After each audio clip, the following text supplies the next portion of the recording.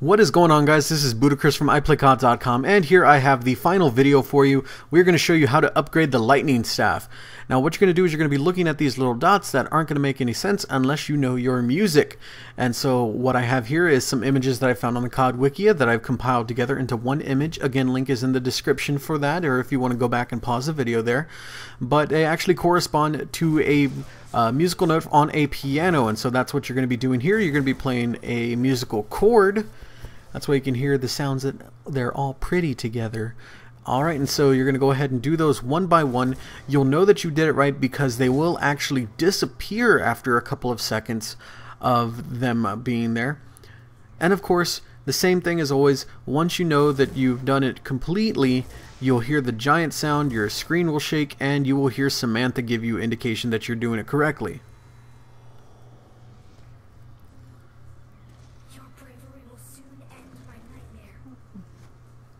Alright, and with that being done, now we go to the outside riddle. Now this one's a little tricky. This one's probably not hard, but it's just time consuming. What you're going to do is, if you be quiet for a second, you actually hear the buzzing of this box. We need to get this operational. And what you do is, you turn it until it stops. Now there's going to be those scattered all across the map. I'm going to be showing you a few, but these are just a few. I think there's maybe 4 or 5 that I didn't cover because they weren't actually part of what I was doing here. It does randomly generate which ones you go to. As you can see here, I'm under the tank station here under the church, and there's one going there. And again, you just want to listen for it. You just want to go ahead and keep switching it over until the electricity stops. You can hear the electric current stopping. Normally, if the one's at the bottom of the church, you're going to come to this one as well.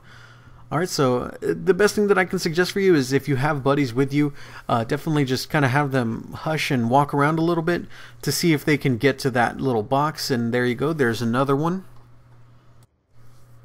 And again, they are scattered all over the place. This one we actually found was in the spawn here. I do believe there's a couple inside the main workshop building.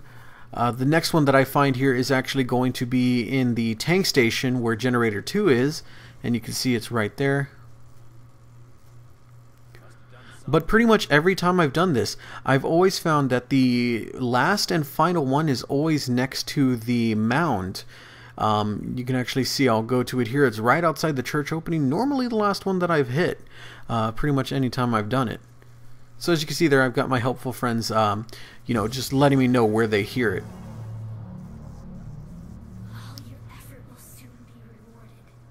And again, there's your confirmation from Samantha that you're doing it correctly. On this one, you can actually see the purple orb moving into the position here underneath the dials that we haven't seen before. We haven't been close enough to it. And so with these dials, what you're going to do is you are going to switch them up to where they are coordinating for the proper color here. Or you can just go based off of where the blue thing is. You want to get the blue things all lined up above the ball. But as you can see here, they are color-coded. The little floodlights that are on there do indicate which position it's in. As you can see, it goes from yellow to red to purple to blue. And you just want to make sure that all of those are lined up to purple. Now you can either do this yourself or have some friends help you out doing it. Sometimes it's just easier to have you know, one person doing these while the others go around and make sure that zombies don't die or that they have a train ready. See, I can never remember which one turns which, so I'm like hesitating, but damn it. Alright, so again, you just go ahead and turn those. They are color-coded, so it makes it a hell of a lot easier. You just go ahead and turn them until they turn all to the same color. And with that being done, what you're going to go ahead and do is you're going to go ahead and go underneath and shoot the ball. Once you've done so, it will actually glow whichever color it is, and it'll go ahead and go up the blue dials into the crazy place in which we're headed next. And so again, the same for the other ones. What you're going to do is you're going to come in here, you're going to see the altar where you got the initial stone raise up, and you will be able to place it there. And once you place it there, is you're going to fill it with souls, just like you do for the upgraded melee, just like you do for the other stuff. And as you can see, we've got it done, and here's your upgraded staff. Alright, so this was the last guide. We will have more guides later for achievements, Easter eggs, stuff like that. One cool thing I want to mention, I think I mentioned it in the first video, but in this particular upgraded staff, what you can do is you can actually hit your bumper and be able to revive somebody. So keep that in mind too.